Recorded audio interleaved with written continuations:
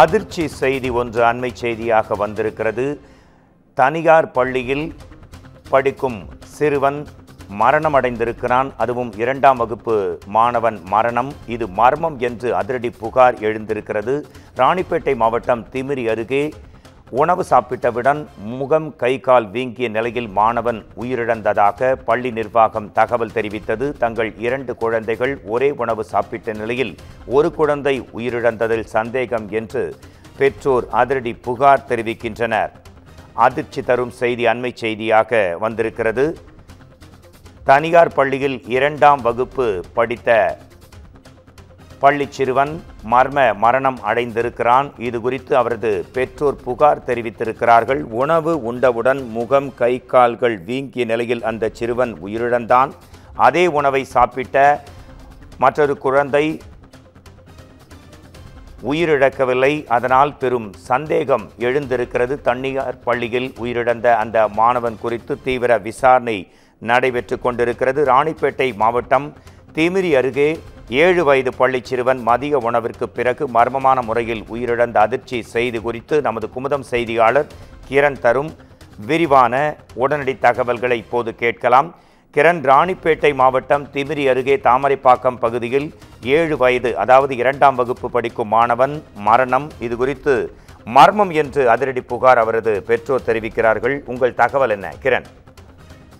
வணக்கம் மோகன்ராஜ். ராணிப்பேட்டை மாவட்டம் அடுத்த தாமரைப்பாக்கம் புதிய காலனி பகுதியைச் சேர்ந்த மணிகண்டன் தீபா ஆகிய தம்பதிகளுக்கு ஒரு மகன் ஒரு மகள் உள்ளனர்.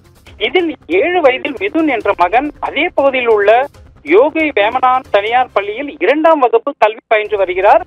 இந்த நிலையில் இன்று காலை வழக்கம் போல் அவரது பெற்றோர்கள் பிள்ளைகளுக்கு உணவை கட்டிக் கொடுத்துள்ளனர். அதன் பின்னர் பள்ளிக்கு சென்ற மிதுன் மதிய உணவு நேரத்தில் சாப்பிட்ட பின்னர் முகம் வீங்கிய நிலையில் காணப்பட்டதாகவும், இதனை அறிந்த பள்ளி நிர்வாகம் சிறுவனை உடனடியாக அருகில் உள்ள தனியார் மருத்துவமனையில் அழைத்துச் சென்று சிகிச்சை பெற்று வந்த நிலையில் மேல் சிகிச்சைக்காக ஆற்காடு அரசு மருத்துவமனைக்கு அனுப்பி வைத்துள்ளதாக கூறப்படுகிறது.